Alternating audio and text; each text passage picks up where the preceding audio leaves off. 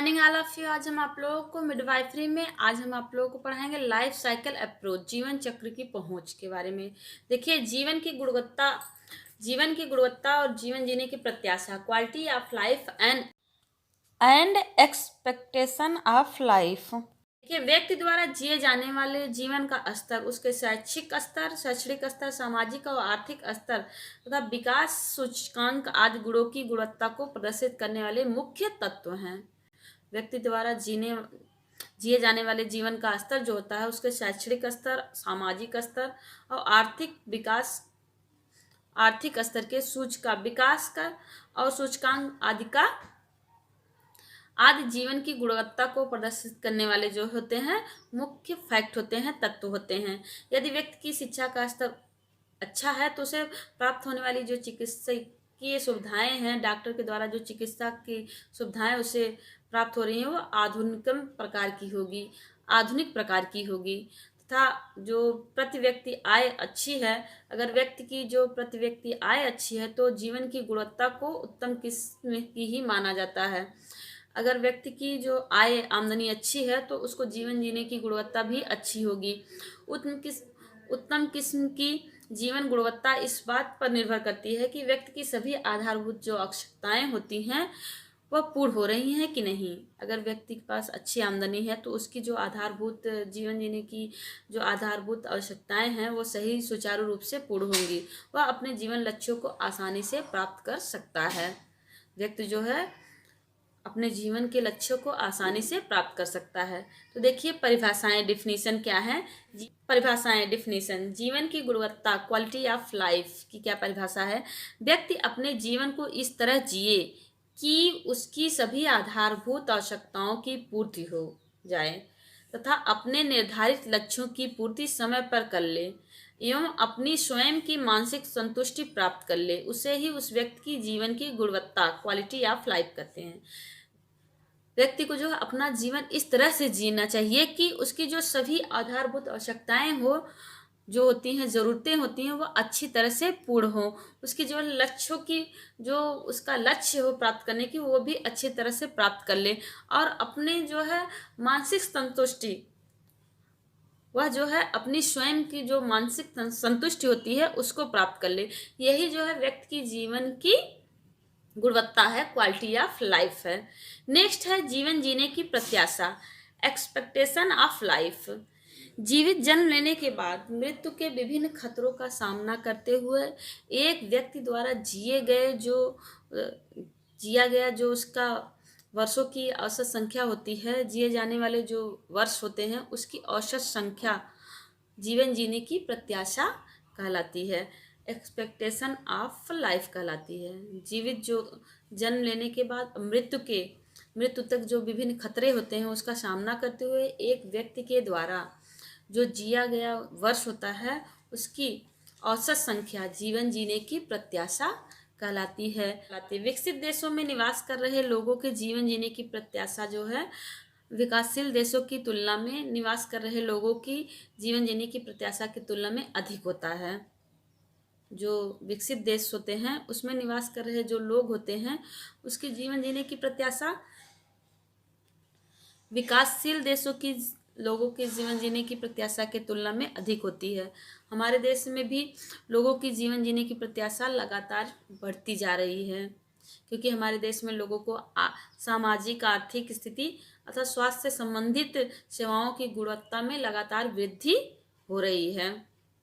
हमारे देश में भी लोगों को जो जीवन जीने की शैली है, जीवन जीने की प्रत्याशा है, वह लगातार बढ़ती जा रही है, क्योंकि हमारे देश में लोगों की जो सामाजिक आर्थिक स्थिति है वह स्वास्थ्य सेवाओं की गुणवत्ता में लगातार वृद्धि कर रही है। जीवन चक्र के दौरान लोगों का स्वास्थ्य, peoples health throughout the life cycle. जीवन चक्र के दौरान लोगों का स्वास्थ्य कैसा होता है। देखिए, मानव के जीवन चक्र की मुख्य अवस्थाएं निम्न हैं। इसमें है फर्स्ट गर्भस्थ अवस्था, फीटल स्टेज, इसके तहत गर्भस्थ अवस्था, फीटल स्टेज जिसे कहते हैं। सेकंड है शैशवावस्था, इन्फेंसी कहते हैं, शैशवावस्था, इन्फेंसी। थर्ड है टोडलर अवस्था। नेक्स्ट विद्यालय पूर्व अवस्था, प्री स्कूल गोइंग स्टेज। 5 है विद्यालय अवस्था, स्कूल गोइंग स्टेज। 6 किशोरावस्था, एडोलसेंस। 7 है युवा अवस्था, अर्ली एडल्टहुड। 8वां है प्रौढ़ावस्था, लेट एडल्टहुड। 9 है वृद्धावस्था, ओल्ड स्टेज।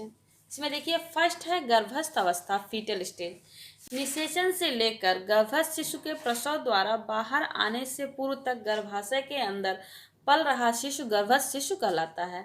निषेचन से, फर्टिलाइजेशन से लेकर गर्भस्थ शिशु के प्रसव द्वारा उसका जो है बाहर आने से पूर्व तक जो गर्भाशय के अंदर पल रहा शिशु है उसका जो है गर्भस्थ शिशु कहलाता है। वह जो स्टेज गर्भस्थ शिशु कहलाता है। गर्भस्थ शिशु का स्वास्थ्य काफी हद तक अपनी माँ के स्वास्थ्य स्तर तथा पोषण स्तर पर निर्भर करता है। गर्भस्थ शिशु जो होता है, गर्भ में पल रहा जो शिशु होता है, उसका स्वास्थ्य उसकी माँ के स्वास्थ्य हेल्थ पर निर्भर करता है। माँ में संक्रामक बीमारी, हृदय बीमारी, कुपोषण आदि की उपस्थिति शिशु के विकास पर नकारात्मक प्रभाव डाल सकती है। यदि माँ जो है किसी संक्रामक बीमारी से ग्रस्त है, जिसे हृदय से संबंधित बीमारी है, कुपोषण का शिकार है, तो उसका इफेक्ट भी गर्भस्थ शिशु, उसके अंदर पल रहे शिशु पर भी पड़ता है। नेक्स्ट सेकंड है शैशवावस्था, इन्फेंसी। जन्म से लेकर 1 वर्ष तक के बच्चे शिशु कहलाते हैं। जन्म से लेकर 1 वर्ष तक की अवस्था के बच्चे जो होते हैं वह शिशु कहलाते हैं। रोग प्रतिरोधक क्षमता के कम होने के कारण शिशु में संक्रामक बीमारियों के होने की संभावना तुलनात्मक अधिक रहती है। इस उम्र में शिशु में डायरिया, टेटनस, पोलिया जैसी बीमारियों के होने की संभावना अधिक रहती है। जन्म से लेकर 1 वर्ष तक की जो आयु के शिशु होते हैं, बच्चे के जन्म से, शिशु के जन्म से लेकर 1 वर्ष की आयु के बच्चे को जो है शिशु शैशवावस्था कहते हैं। इस अवस्था के जो बच्चे होते हैं वह शिशु कहलाते हैं। इनकी रोग प्रतिरोधक जो क्षमता होती है को कम होने का कारण शिशु में संक्रामक बीमारियों की होने की संभावना तुलनात्मक अधिक रहती है। इस अवस्था में जो है बच्चों में रोग प्रतिरोधक जो क्षमता को कम करने वाली, इम्यूनिटी पावर को कम करने वाले जो संक्रामक, शिशु में जो संक्रामक बीमारियां होती हैं उसकी संभावना जो है तुलनात्मक अधिक हो जाती है। इस उम्र में शिशु में जो है पोलियो, अधिकतर बच्चे जो शिशु जो होते हैं डायरिया, टिटनेस, पोलियो जो आदि बीमारियां होती है वह इसमें जो है अधिक होने की संभावना रहती है। शिशु में जो है पोलियो, डायरिया, टिटनेस आदि बीमारियां जो है अधिक होने का खतरा रहता है। शिशु को स्वस्थ रखने के लिए निम्न बातों पर विशेष ध्यान रखना चाहिए। इस अवस्था में जो शिशु को स्वस्थ रखने के लिए कौन कौन सी बातों पर ध्यान देना चाहिए, देखिए इसमें फर्स्ट है 6 महीने तक केवल स्तनपान, उसके बाद ऊपरी आहार। उससे जो है बच्चे को स्वस्थ रहने के लिए, शिशु को स्वस्थ रहने के लिए 6 महीने तक, 6 माह तक स्तनपान कराना चाहिए, वेस्ट फीडिंग करवाना चाहिए। और उसे उसके उपरांत, उसके बाद उसे जो है 6 महीने के बाद उसे जो है ऊपरी आहार, पूरक आहार देना चाहिए। सेकंड है टीकाकरण, सारणी के अनुसार टीकाकरण। टीकाकरण बच्चे को जो पोलियो, टिटनेस से बचाव के लिए जो है टीकाकरण करना चाहिए, सबसे टीके लगवाने चाहिए। पर्याप्त व्यक्तिगत एवं पर्यावरणीय स्वच्छता, शिशु को जो है पर्याप्त व्यक्तिगत और पर्यावरण से संबंधित स्वच्छता पर विशेष ध्यान, उसे जो है अच्छे स्वस्थ साफ सुथरे वातावरण में रखना चाहिए। नेक्स्ट थर्ड है टोडलर अवस्था, टोडलर स्टेज। 1 से 3 साल तक के बच्चे टोडलर कहलाते हैं। 1 वर्ष से 3 वर्ष तक की आयु के जो बच्चे होते हैं वह टोडलर अवस्था में होते हैं। उन्हें जो है टोडलर शिशु कहते हैं, टोडलर बच्चे कहते हैं। इस अवस्था के दौरान भी बच्चे में संक्रामक बीमारियों तथा कुपोषण संबंधी बीमारियों के होने की संभावना रहती है। इस स्टेज में भी बच्चों में संक्रामक बीमारियों का होने और कुपोषण से संबंधित बीमारियों का होने का जो है खतरा रहता है, संभावना रहती है। इसके अलावा बच्चे में दुर्घटनाओं की भी संभावना बढ़ जाती है। इसके विपरीत, इसके अलावा बच्चों में 1 से 3 वर्ष के बच्चों में जो है दुर्घटनाओं की भी संभावनाएं बढ़ जाती हैं कि बच्चे जो है अपने आप से चलने फिरने लगते हैं तो किसी न किसी दुर्घटना का शिकार हो जाते हैं। नेक्स्ट है 4th विद्यालय पूर्व अवस्था, प्री स्कूल गोइंग स्टेज। इसमें देखिए 4 से 6 वर्ष की अवस्था विद्यालय पूर्व अवस्था कहलाती है। 4 से 6 वर्ष की जो स्टेज होती है, अवस्था होती है, वह जो है विद्यालय पूर्व अवस्था कहलाती है। उचित वृद्धि एवं विकास को प्रोत्साहन देने हेतु इस अवस्था के दौरान उचित पोषण, पर्याप्त व्यक्तिगत एवं पर्यावरणीय स्वच्छता आदि का ध्यान रखना चाहिए। इस अवस्था में बच्चे के जो है उचित विकास और वृद्धि पर विशेष ध्यान रखना चाहिए। उसे जो है स्वच्छ, साफ सुथरा, अच्छा उचित पोषण देना चाहिए, पोषण से युक्त आहार देना चाहिए और उसे साफ सुथरा वातावरण में रखना चाहिए। इस सभी पर, उसकी व्यक्तिगत सफाई पर विशेष ध्यान देना चाहिए। नेक्स्ट है 5 विद्यालय अवस्था, स्कूल गोइंग स्टेज। 7 से 12 वर्ष तक के बच्चे इस समूह में आते हैं। 7 से 12 वर्ष के जो बच्चे होते हैं इस वर्ग में आते हैं। इस समूह के बच्चों पर साथियों का महत्वपूर्ण प्रभाव पड़ता है। इस स्टेज के बच्चों पर जो है उनके सहपाठियों, उनके साथ के सहपाठी जो होते हैं, उनके साथ रहने वाले जो सहपाठी होते हैं, उनका बहुत ही इफेक्ट पड़ता है। यही कारण है कि पोषण एवं स्वच्छता के स्तर के साथ साथ विद्यालय का वातावरण भी बच्चों के स्वास्थ्य पर महत्वपूर्ण प्रभाव डालता है। इसी कारण जो उनकी साफ सफाई, उनकी स्वच्छता के स्तर के साथ साथ उनके विद्यालय का जो स्तर होता है, वातावरण होता है, वह भी साफ सुथरा होना चाहिए। वहाँ का भी वातावरण, वहाँ के विद्यालय के वातावरण का भी बच्चों पर बहुत ही इफेक्ट पड़ता है। नेक्स्ट 6 है किशोरावस्था, एडोलसेंस। 13 से 19 वर्ष के बच्चे किशोर कहलाते हैं। 13 वर्ष से 19 वर्ष के का जो स्टेज है की अवस्था है, वह जो है किशोर अवस्था कहलाती है। इस अवस्था में बच्चे पर उसके मित्रों का महत्वपूर्ण प्रभाव पड़ता है। इसके अलावा किशोर विपरीत लिंग के व्यक्तियों की तरफ भी आकर्षित होने लगता है। इस स्टेज में जो बच्चा होता है, उसका जो उसके मित्र, उसके जो फ्रेंड होते हैं, उसके सहपाठी होते हैं, उसका बहुत ही महत्वपूर्ण उस पर इफेक्ट पड़ता है। और इसके अलावा वह है विपरीत समलैंगिक, विपरीत लिंग के जो व्यक्तियों की तरफ जो है आकर्षित होते हैं, विपरीत लिंग वाले लोगों पर जो है आकर्षित होते हैं इस स्टेज के बच्चे।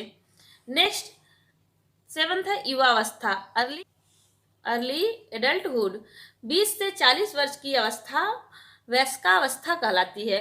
20 वर्ष से 40 वर्ष की जो अवस्था होती है, स्टेज होती है, एज होती है, वह वयस्क अवस्था कहलाती है। इस अवस्था के दौरान व्यक्ति को अपने सहकर्मियों, साथी, व्यवसायियों आदि के साथ सामंजस्य बिठाना पड़ता है। इस स्टेज में जो व्यक्ति होता है, वह अपने सहकर्मी और उसके साथ जो व्यवसाय कर रहे हैं व्यक्ति हैं, उनके साथ सामंजस्य, तालमेल बिठा करके रखना पड़ता है। इसके अलावा व्यक्ति के विवाह हो जाने तथा संतान हो जाने के कारण उसे अपनी पारिवारिक जिम्मेदारियों का निर्वहन भी करना होता है। इसके अलावा जो व्यक्ति है, उसका विवाह हो जाने पर उसके बच्चों का और उसके परिवार के प्रति जो जिम्मेदारियां होती हैं, उसका भी निर्वहन करना पड़ता है। उसकी जो पारिवारिक जो जिम्मेदारियां होती है, परिवार से संबंधित जो जिम्मेदारियां होती हैं, उसका भी निर्वहन करना पड़ता है। नेक्स्ट है प्रौढ़ावस्था, लेट एडल्टहुड। 41 से 60 वर्ष की आयु प्रौढ़ावस्था कहलाती है। इस अवस्था में व्यक्ति का शरीर तुलनात्मक रूप से कमजोर हो जाता है तथा व्यक्ति में कुछ शारीरिक बीमारियां उत्पन्न हो सकती हैं। इस स्टेज में 41 से 60 वर्ष की आयु जो होती है, वह प्रौढ़ावस्था कहलाती है, लेट एडल्टहुड कहलाती है। इस स्टेज में व्यक्ति का जो शरीर होता है, तुलनात्मक रूप से बहुत ही शिथिल हो जाता है, कमजोर हो जाता है और उसे जो है कुछ शारीरिक जो बीमारियां होती हैं, शरीर से संबंधित जो बीमारियां होती हैं, गठिया होता है, उसके जो है घुटनों में दर्द होने लगता है, व्यक्ति का शरीर जो है कमजोर हो जाता है, ये सभी बीमारियां हो जाती हैं।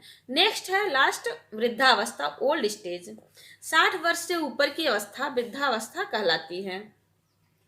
60 वर्ष से ऊपर की जो अवस्था होती है, वह वृद्धावस्था कहलाती है। इस अवस्था के दौरान व्यक्ति शारीरिक और मानसिक रूप से कमजोर हो जाता है। इस स्टेज में व्यक्ति जो शरीर से और मन से, मानसिक रूप से, शारीरिक और मानसिक दोनों ही रूपों में कमजोर हो जाता है, शिथिल हो जाता है। पारिवारिक निर्णयों में उसकी भूमिका कम हो जाती है। इसके अलावा व्यक्ति में कई बीमारियां भी उत्पन्न हो सकती हैं।